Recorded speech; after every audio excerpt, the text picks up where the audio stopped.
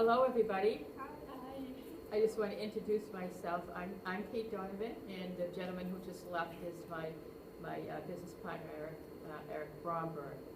So we have a little gardening business that we do. It's called Blackstone Valley Veggie Gardeners, where we grow veggies. So we teach people how to grow veggies. We help them build their gardens and maintain that and plan their gardens out, etc. Maybe it'd be easier to settle with you. Oh, there we go. As long as you're comfortable. Oh, yeah. So we've done 2 presentations already. We did one in Blackstone, and that was all about tomatoes, soup to nuts. And we also did one in Uxbridge, and the one we did in Uxbridge was growing a summer salad, and that explained how to grow lettuce, cucumbers, and tomatoes. I didn't do the tomato from seed because we just did that about a week ago, and it's kind of too late to start tomatoes from seed. So we just did it on putting together a summer salad. And on May 19th, back in Uxbridge, we get called back in because it seems like in a lot of these presentations, a lot of questions come up about soil because the quality of your soil is so fundamental to the crops you grow, especially when you grow organically as we do. So the one on the 19th at 6:30 at the Uxbridge Library is going to be on composting. So as I say, your taxes here in the Commonwealth actually help to supplement the compost bins that are given away, that are sold at a discount. Bellingham is one of the distributors of those compost bins, and there's several other towns throughout the Commonwealth. So this presentation is going to be on growing your herbs, all about growing herbs. There's one thing I didn't concentrate on. I may talk a little bit about it, and that is the health properties of herbs. I hesitate, as a cancer survivor myself, I hesitate to tell people, if you want to, cure something, go eat an herb, So, but they do have properties, healthful properties to them, and I will speak to them a little bit as we move along. So, this presentation, we will go over some annual herbs. That means those are the ones you have to grow every year. And also the perennial herbs, you have some that keep coming up year after year. Go over how to grow your herbs in pots indoors, if you have the sun. How to grow herbs out in your garden, and a little bit about how to arrange your herbs. So, we'll start off with the common annual herbs. I grow all of these herbs. I didn't get them all. So I didn't put chives in there, and there's rosemary, but I did want to go over a few herbs in fairly good detail, and just to tell you a little bit about them. So these are the annual or biannual herbs, and I'll tell you the distinction. So first of all, we can talk about parsley. Parsley is it's in Middle Eastern origin. And you'll see it's really strange, the relatives of these herbs. For example, who'd have thought that parsley was related to celery? I grow both of them, and if I look at the leaves, I can tell they actually look very similar. But parsley is a main staple in my house. I put it in soups. It has a fairly mild flavor. People put parsley, they add it to their pesto, they add it to their marinades, etc. And so the thing about parsley that's kind of unusual is it's not really a standard annual plant. It's actually a biennial plant, which means it will overwinter, and in the second year it will go to seed. So you see it after a cold winter, you see it, and you see it growing, but it doesn't taste as good. So we should really treat it as an annual and grow it every year. I'm going to show you, I'm going to pass this around. This is your second year parsley, and you can see that it doesn't have much of a good aroma to it. Can you smell it, Ginny? So what do you I mean can't- second year? You mean you planted last year and then it comes It'll up come next up. year? It'd be delicious. It overwinters, and then you say, oh, I still have some, it came back, or you still have it, you take it off. Yeah, that's the one that we saw at my house. It doesn't really taste So that quite won't as, taste good this year. try it, but Oh, you it can doesn't, barely smell anything. yeah, that doesn't, yeah, really, that's what I was saying, it doesn't really have much of a scent Okay, at all. All right, that's good to know. Yeah, try it anyway, So I you don't should wanna plant waste another it. one, and then I'll have one each There year. you go, I treat it as an annual, just like your basil. So, there's another one, another plant that, and it looks almost exactly like the parsley when it's growing, except the parsley has little tiny tips, and show you. These are rounded on the cilantro, and the ones on the parsley are pointed. That's the difference. Cilantro's I don't particularly, honestly, they don't particularly like it all that much. I grow it because, I don't know why I grow it, I just grow it because I grow it. Can you grow it in Blackstone? I grow it Blackstone as an annual, yeah. But it is prevalent in Asian cuisine, Thai food, you see it, Middle Eastern Spanish food cuisine. too, because I grew up with it. Yes, So we yeah. used to run it. And a lot of Mexican dishes. It's cilantro has a musty flavor to it, but people make add it to their pesto as well. In Indian food they use it as well. So when you hear cilantro, a lot of people are talking about the leaves of the plant. If left to grow, it will actually produce a seed, and that's the coriander seed. Ground coriander is used in a lot of Indian cooking, and it tastes, I'll ask you, Virginia, do you think it tastes like the cilantro? Do you ever have the coriander seed? I don't think it tastes like this. That tastes nothing. It's a floral, herby tasting. How do you see through the coriander? Yeah, coriander, cilantro, it's just to, one is the seed and one is the leaf. So, but I grow that because I just like to grow stuff. I don't really, I've never grown it all the way to the seed. So, but I know you certainly can. So here's what everybody grows here. I have 3 basils growing. I have an Italian basil, I have a Thai basil, and a lemon basil. Basil is an annual, which means you plant it every year. It's not very cold tolerant, so you can grow it indoors if you like, but herbs love the sun, so you have to have for any of these, basically you have to have a fairly sunny window. Basil is a summertime favorite with caprese salad. People make pesto, and some people even make basil tea. But it's one of the most common herbs, I think. But as I say, it is a little bit frost intolerant. So this is one I'm going to talk to you a little bit about it. Has anybody ever grown chamomile? The chamomile in our area grows as an annual. And what it is they're little tiny daisies, probably about the size of a button. And what you do is you dry them out and make a tea out of them. And like I said, I'm leery about talking about medicinal purposes of herbs because I'm not a herbalist. However, I do take an extract from the chamomile, and I've had migraines since I was 11, and it's one of the only things that stopped me from getting the migraine is a cousin of the chamomile. I buy it already standardized in the capsule. But people put it in tea or they make a salve out of it. Very easy to grow outdoors.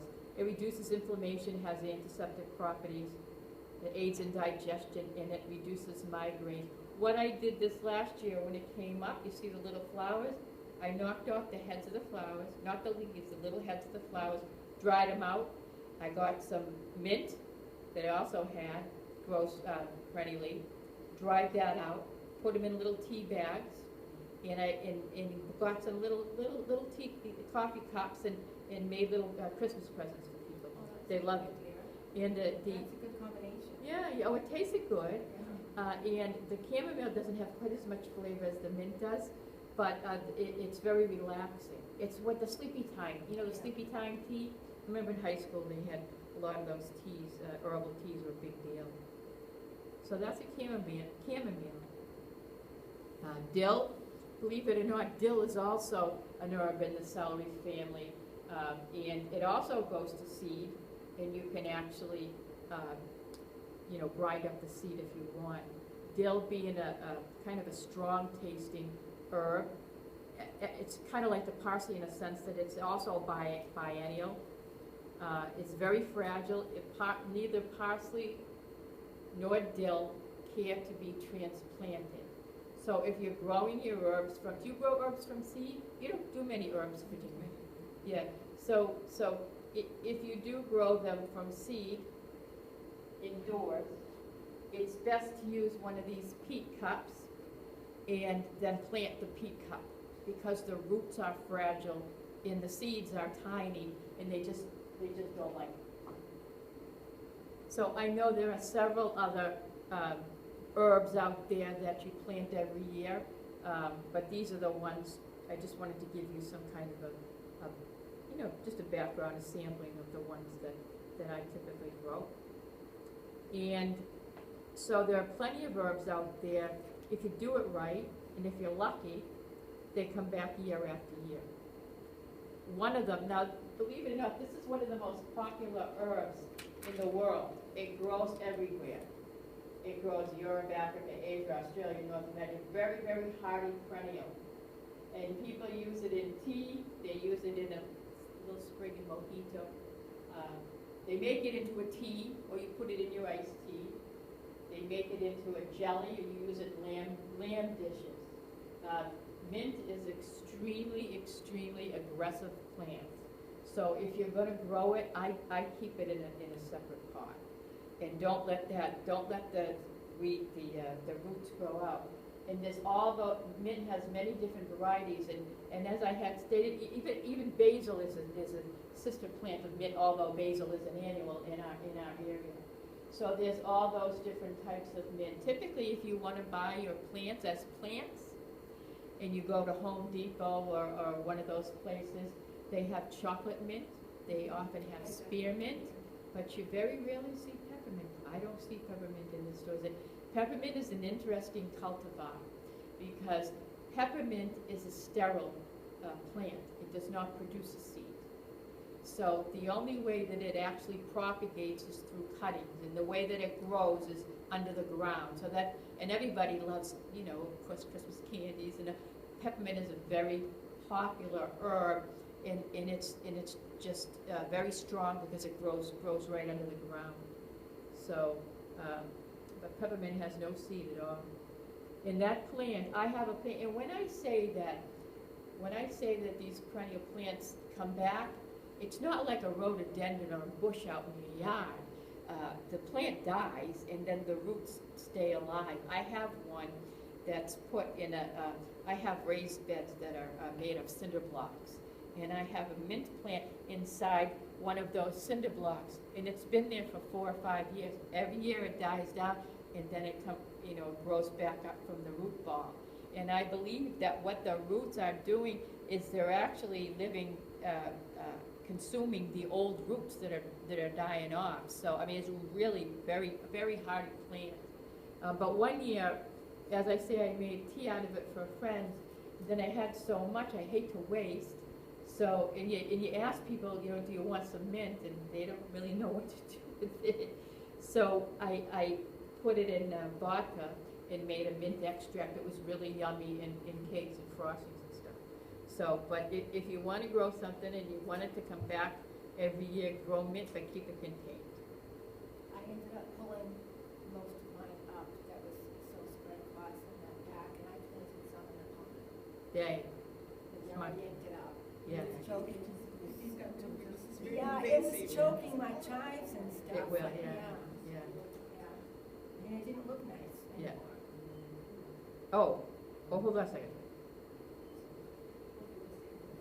And these leaves are little, they'll get bigger, but my plant is just coming back now. This is what they call a chocolate mint. It's a chocolate mint, but it doesn't smell like chocolate. They call it a chocolate mint because the stem is brown, but doesn't really taste a bit like chocolate. There are several cultivars, 600 different plants in the mint family. And a lot of times they'll just call it mint when you buy it, if you buy it already in the store. So this keeps that definitely keeps it scent. Mint keeps it scent. It keeps it very well. Oregano, not so much. And dill doesn't either. Dill and parsley can lose their flavor quite easily. Okay, so does anyone besides me, because I'm Italian, of course, does anybody grow oregano? Oh, does it come back every year?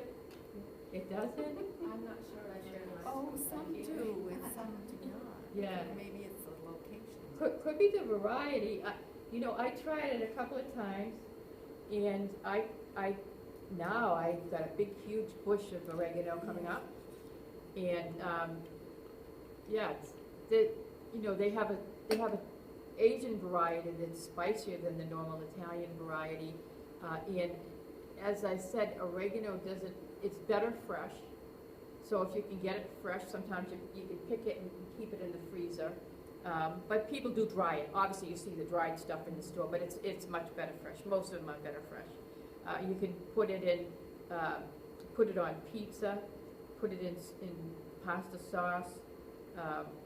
You can also put it in a pesto. It's very aromatic.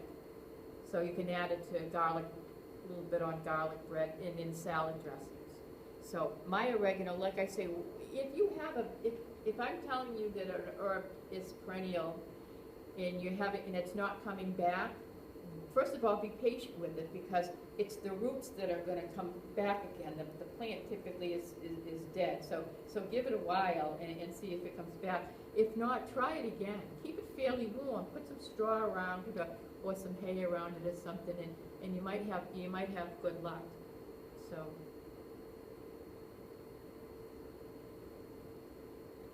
Okay, lemon balm. I've made some candles with lemon essential oil, lemon balm essential oil. And I want you to know the lemon balm essential oil actually smells more like lemon than lemon does. It's a really strong, it's also a type of mint, a relative of mint. It's got relaxing properties, so you can certainly throw it in a tea with that chamomile that also has relaxing properties. And who needs a pint or a glass of wine when you have all these herbal teas around? But lemon balm is also, it's hardy like a mint. I'm not sure if it's quite as invasive, but I know it's a good perennial to grow. I did not grow any. I had some seed, but I did not grow it. Sage.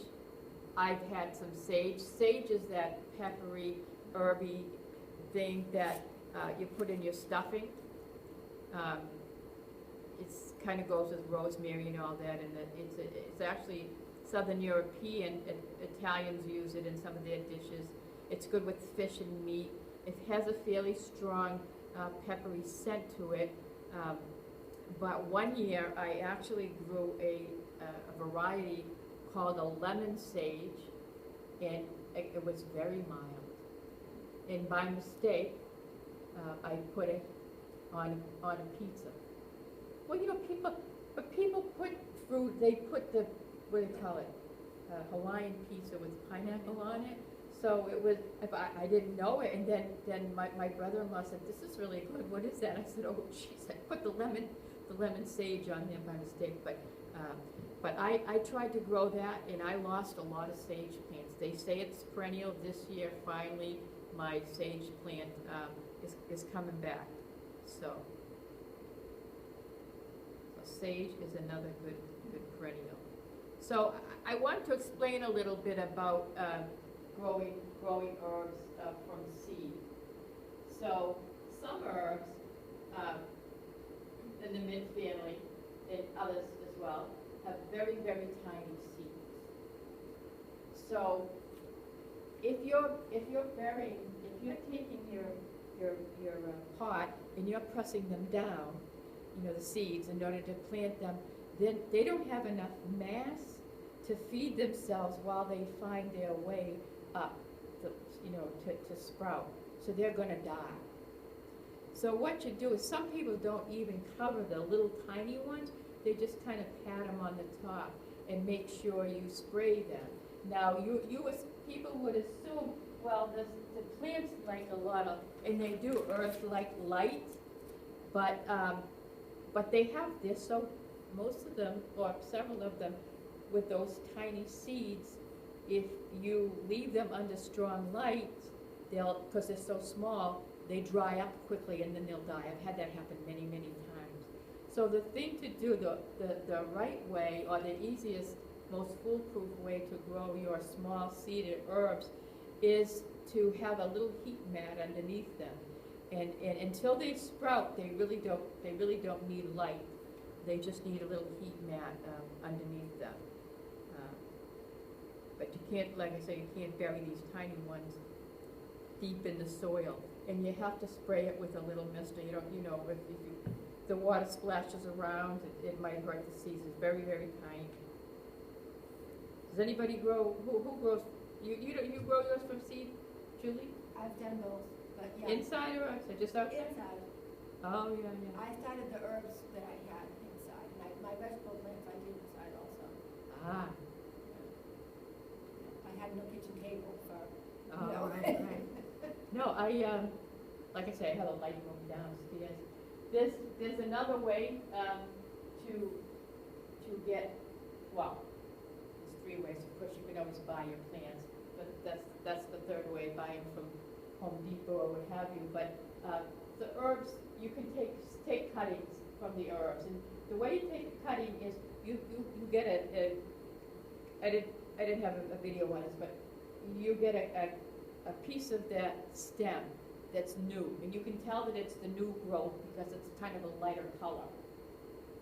And you get it when the plant is coming up in the summer, when it's really growing fast. You'll see once it takes off. It's small, then the sun comes and then they take off. So you remove all the shoots, take them off, cut them all off, and they leave little wounds in the plant. And those wounds are actually good because that's where the roots grow out of. They won't grow out of a hard husk. So you'll see that stripping the stem creates a wound at each node, and it prevents the root rot. Then there's a special compound that, it's kind of a chore. There's a special compound that you add, a rooting compound, and you dip the stems in, poke the holes in here with a little pencil, something, and then you put the stems in there, and you provide moisture. Now make sure that the stems don't hit the bottom of the pot, because if they hit the bottom of the pot, there's nowhere for the roots to go. So then you keep it moist and provide not direct sunlight, indirect sunlight, or north-facing sunlight. Because if you give them a lot of sun, what they're going to do is they're going to say, oh, sun, and they're going to start shooting up and trying to grow towards the sun. But they have no roots, so the roots are going to be what holds them in, so they're going to fail on you. So that's basically, and then 2 or 3 weeks, once you see you see them growing, and if you get a feel for your plants, you can tell when they're doing well, and you just transplant them outdoors, water them daily, and I fertilize every 3 weeks, so you really don't need to fertilize. You don't need to fertilize herbs that much, and I'll tell you why. Because herbs don't bear fruit. So, and what you want to do is you really want to stop an herb from bolting, because it will go to seed. It'll go to flower, and you want to stop that. But then if you give it a lot of like tomato fertilizer or something, it's going to say, oh, this is great, and it's going to it's going to bolt on you. So what you do is you just feed it something like a little bit of fish emulsion, some organic. You'll see that. An organic solution, as opposed to like the Miracle-Gro or something that you don't want to do that. So just a very mild organic food. And if you sign the paper there and give me an email, I will send you this, and if you do have a desire to go step by step and see pictures of how to grow the herbs from the cuttings, then the link's there to the web. So the other way I get herbs, and I've done it if I'm growing one and I don't water it and I lose it, I get plants down here in Bellingham at Home Depot. Now, and I've said this is my third presentation, and Home Depot doesn't pay me, and they shouldn't. But the lady down there, I think she's been the same manager for quite some time in the garden department. And she does, they hire people in the spring. Their whole job, 30 hours a week, I think it's 29 hours a week. All they do is water the plants. I've gone to the same people that deliver those herbs to Home Depot, Bonnie Plants, are the same people that deliver the plants to Walmart or Target or any place else that says Ace Hardware or what have you. But I can't tell you how many times I've gone into Walmart and gone over and said, "Excuse me, but your plants are dying." I feel bad for the poor plants, but whoever's doing that, the plant department over at Home Depot, they sell some really decent herbs, and they have a wide variety. Obviously, not as much of a variety as you would have, if you bought seeds, because there's a gazillion different kinds of seeds. So, and a lot of websites for seeds. If anyone wants, some special seed, let me know. But usually Burpee are the packages of seeds that you get just about anywhere. But they also have an online presence where online you can get a ton of more different varieties of seeds. So, what do we do with herbs, and how do we plant them once they're started and once we go outdoors with them? So, these are just herb garden ideas. I can't tell you, I don't know who's on Facebook, but this one here, the wooden pallet, there's so many plans and ideas out there for pallet. Everybody uses pallets, for a ton of different stuff. Everyone's into repurposing and all that kind of stuff. So herbs typically don't need to go way down. Obviously, like a carrot or something, or like a tomato, they don't have really deep roots. And that's kind of a cool thing to do. It'll maybe last a couple of years. Pallet wood isn't really the greatest. Then we see up on the upper right, that's a tiered variety. That's so that all those varieties can get some sun. The one on the bottom right is ideal for that southern exposure. And then over here, the one on the bottom left, I see that looks like one of those real big old-fashioned pots that our grandmothers used to have. However, they have big, beautiful pots like that are actually plastic. They're light as a feather. And so the thing that anytime you plant anything in one of those big pots, the thing to remember is drainage. So these plants, when you plant like that, first of all, you don't use garden soil. You'll use a potting soil, preferably organic. If you're like me and you like to use the organic stuff. And if there's no drainage hole at the bottom of a lot of them have drainage holes. If there isn't a drainage hole, what you have to do is you have to sprinkle some little pebbles or something so that the water won't saturate the roots. The water will go down to the bottom. So that's basically a nice little trick for growing in pots. So, but that's, those are good ideas for those of you who want an herb garden. An herb garden is not quite as difficult. Not that growing veggies is difficult, but you have a steady stream of herbs. In the summertime, you want to stir fry, and you just go out to your garden, clip, and you have a never-ending, supply of herbs. So it's kind of a cool thing. However, people that also grow other veggies typically like to put herbs in with their veggies. And there's a reason for that. Number one, obviously you might not have the real estate, to have a separate herb garden. But the thing is, the herbs are very, very good at deterring insects. So let me just show you some of these common herbs. So your basil, for example, you want to grow, those mosquitoes are nasty. Everybody hears about that Zika virus and all that. So if you grow basil, it repels mosquitoes, and carrot fly, which is an arch nemesis of our carrot plants, asparagus beetles, but it does attract one type of fly. Borage, which is an absolutely beautiful plant. Has anyone ever grown borage? It is beautiful. You have to Google that one. It's got these lovely, lovely purple flowers that come up, and the bees love it. And you want to grow that. It's not a bad idea. And you eat the leaves. The leaves are really, the flowers you can eat too. But I take the leaves off, and I kind of make a little burrito and roll up some meat in there and then steam it. It's really a lovely, I don't know if it's a green or an herb, but an herb is just a plant that has aromatic properties to it. That's how it's defined. But hornworms are an arch nemesis. Have you ever had them, Jenny? Hornworms? Have you ever had them? No.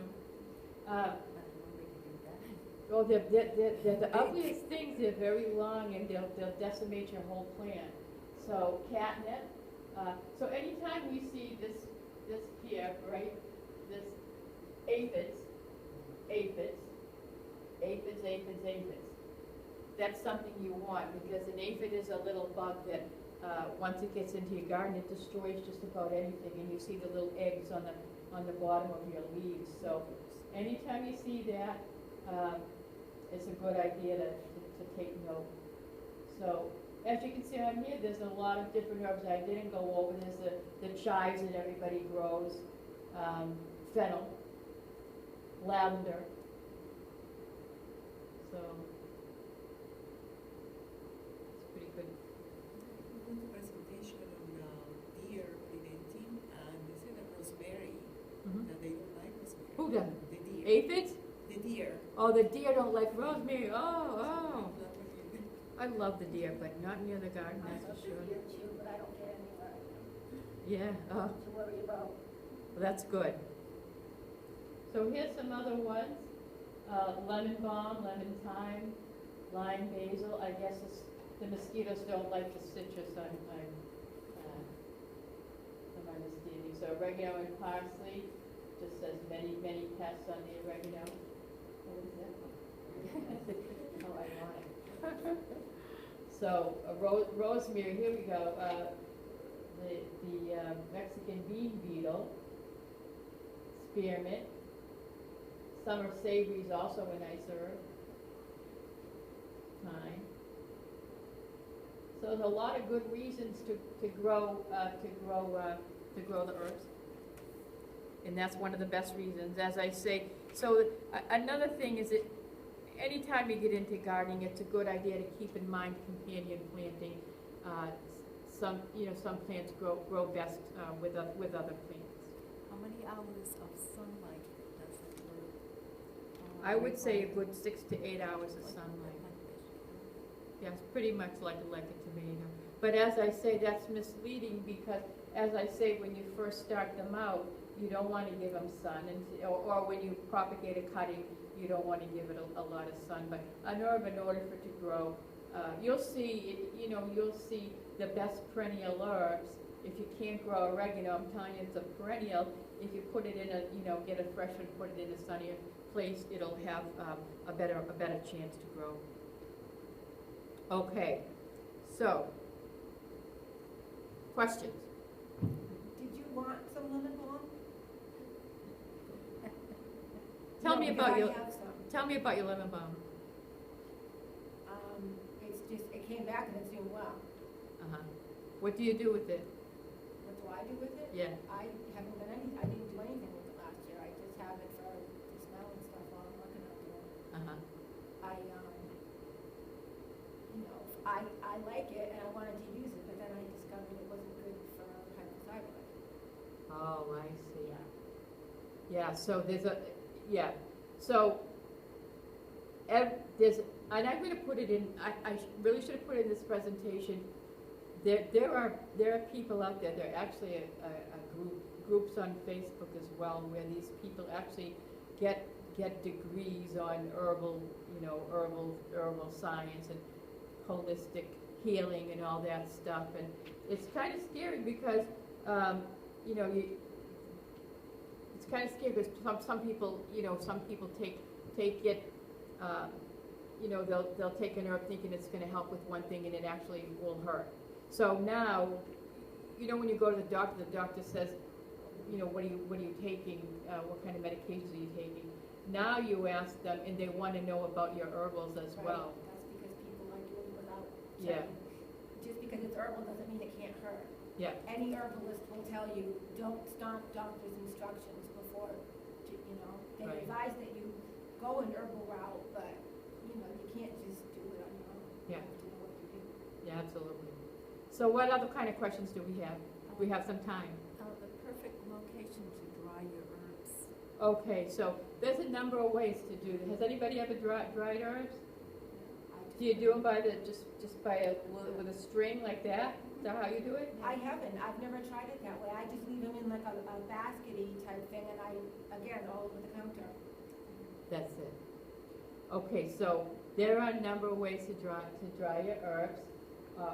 One of them is like this, but I don't even know if they have those long. I've heard that was better because all of the good stuff goes to the leaves while it's drying, Mm-hmm. and then when you cut them up and whatever you do with them. Sometimes I've had herbs that are so plentiful, like a whole bunch of basil that's coming in at one time, or mint that grows like a rhododendron. I mean, my mint, it really gets big. So what I have done is that's an ideal way of doing it. However, you might want to turn your little package every once in a while to make sure it's totally dry, because what I did is last year I had some mustard and I dried my mustard, and I dried the seed pods as best as I could in the sun. And I took them and I ground them. I wanted to make some ground mustard, and it got moldy. So if there's any moisture in there at all, it really has to be thoroughly dry. So what I use for drying herbs is I actually have a dehydrator. You can overdo it on a dehydrator. I mean, you can take it, you can make it dry as paper, but I actually use a dehydrator. It has several trays. They're plastic. I think it costs like $35 on Amazon or at a Target or one of those places. So it's fairly reasonable if you have too many. If not, I would definitely do it. And as I say, there are a few herbs like oregano and dill and parsley that don't really they're better fresh. And when I say fresh, if you keep them in a Ziploc bag in the freezer, they'll last a little while. So, oh my goodness, I have a food saver, which stuff will last 5 times longer. You ever see one of those food savers where you stick the bag in, sucks all the air out? So mine can last probably 2 or 3 months. So I would assume at least a few weeks. But and share them, we're gardeners, we share our stuff. Any other questions? You know that pallet, in plants are in the pallet, is underneath that pallet rototilled?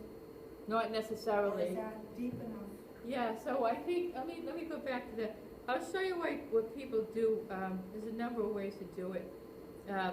This pallet here, I think what it has under it is, it probably has landscape fabric underneath it. Okay. And then somebody put some soil there. You could certainly do that. I think really the only benefit to that is it keeps your rows nice and straight. Yeah, and you don't have to weed. The bad thing about it, of course, is that pallet wood has all kinds of nails in it, and certainly not organic. I'm sure who knows where that wood's been. So, but people use it. They're into repurposing, recycling. So, it's a good way to do it. In herbs, like I say, if you're gonna plant, my raised beds for my veggies are 8 inches, and, because they're cinder blocks, and the cinder blocks are like that, and then I till inside it, so there's a lot of loose earth, so I think it's like about 10 inches down I have soft earth.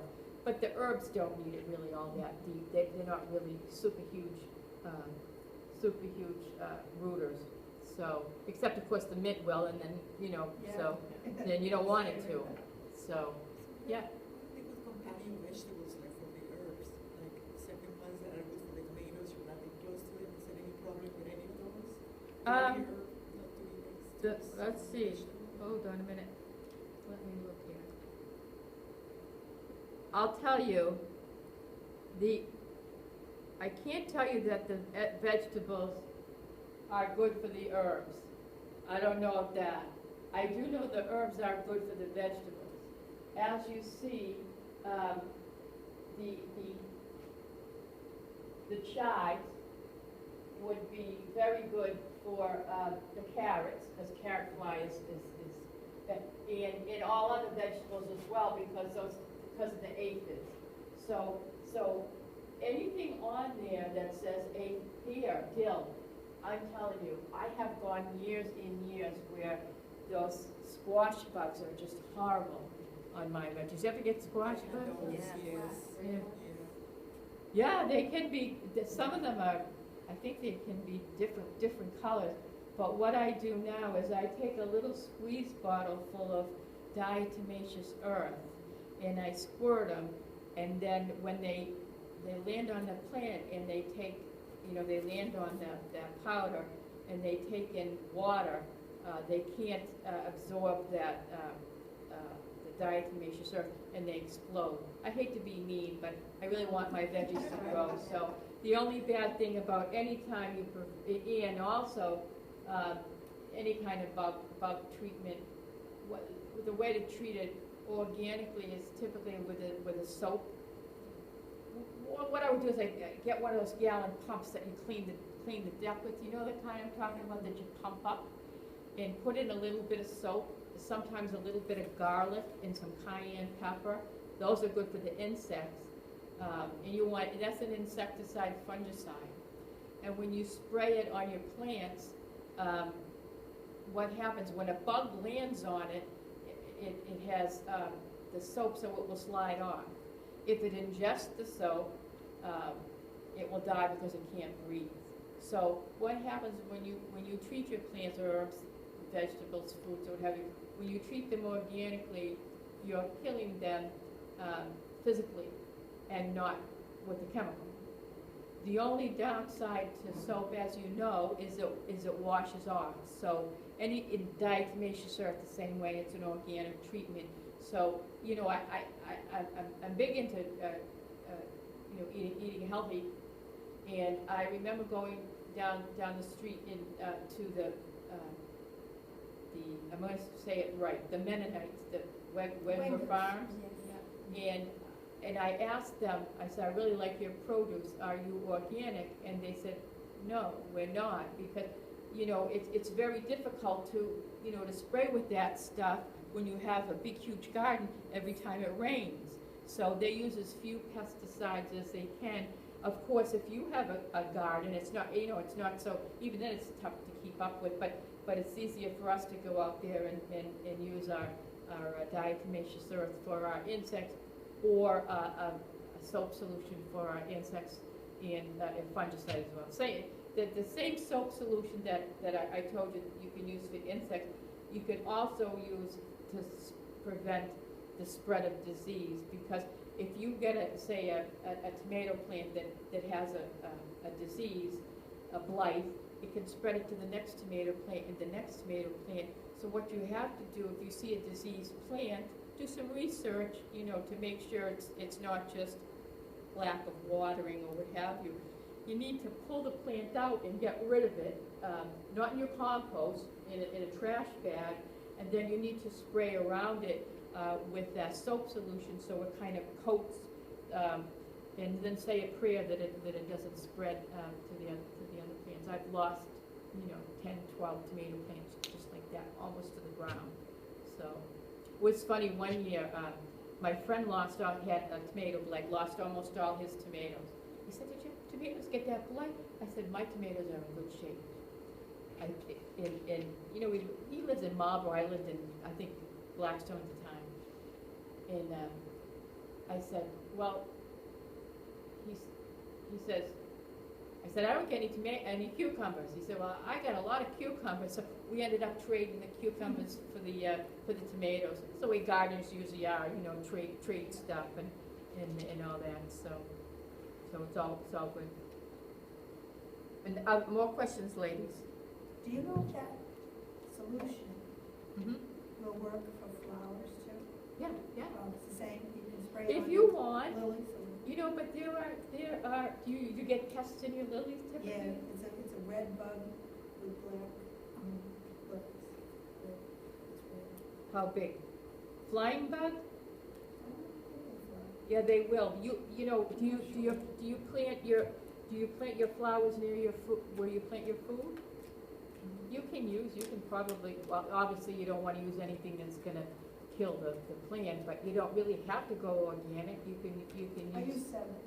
seven, I yeah. spray them 7 and it works. I never heard anything bad about that. I won't, you know, they say you can use it around vegetables. I won't use it around my vegetables, but I haven't really heard anything bad about that. A lot of people do that. Also, a lot of people use that, there's a preen. I guess if they don't want the new growth of weeds or what have you, they put it on before the weeds come in. Supposedly there's an organic preen, but I'm very cautious. I don't like to use any of that stuff around my food. Yeah. So I just use it for the lilies. yeah. It's fabulous. It works great. You only use it when you really have to, like Yeah. Japanese beetles. Yeah, exactly. Keep going, And and I'll use it on the talk to you lilies. about Okay. that. Thanks. All right, ladies. Any other questions? So was this presentation helpful? If it was and you'd like a copy of it, I'll send it. We're not gonna mail you a bunch of stuff. I do wanna tell you that I do have a Facebook group, and the Facebook group has almost 10,000 people from all around the world. We've got the best Japanese gardeners, and we've got folks from all over the world growing fruits, vegetables, herbs, and flowers is my group.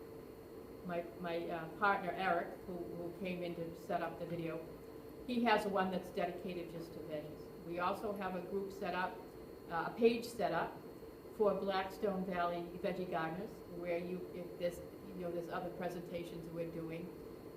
And we post a few tips and ideas. I posted a tip on there about you reusing your egg cartons to start your seedlings. You know, we put little stuff out there and let you know where our presentations are going to be. So if you want to leave your email and go on our distribution list and get some of these presentations, you know, just give me your email and I'll make sure to send them to you. Anything else? All right, ladies, thank you very much. Well, thank you. Ginny, my peppers are Virginia. This is Ginny. This is Virginia. You're both from Blackstone, and that's gonna be confusing. Where do you live in Boston? Street right across from the track, from the high school track. Oh, I live from You live close to each other. Thank you. But I live, you know, the corner store near this corner store at Oh, the, yes. okay, between that and where someone crosses the highway over there. So, I'm Virginia also. Oh, you Call me Ginny. Actually, I lived in New York, and over there I was Jimmy. And then when I moved, You're I used, Virginia. because all my papers in Virginia, so you know what, all my friends in New York, and the people call. Right, well, I have two sisters, right, and a brother. One sister calls me Ginny and the other Virginia. Oh, I thought you were Ginny and you were Virginia. That's how I've been No, calling well, you. So that's I'm my- going to have to do that because I don't want to Well, get that's confused. my that's fine. nickname, No, I'm Ginny. saying that in New York, I was Jimmy, because Ah. when I first moved to the US, they said, oh, your name is too long, so you're gonna, here we call you Jimmy. So I just called Jimmy, I didn't know how to spell it. So then I finally, so that's what I, but then when I moved to Kentucky,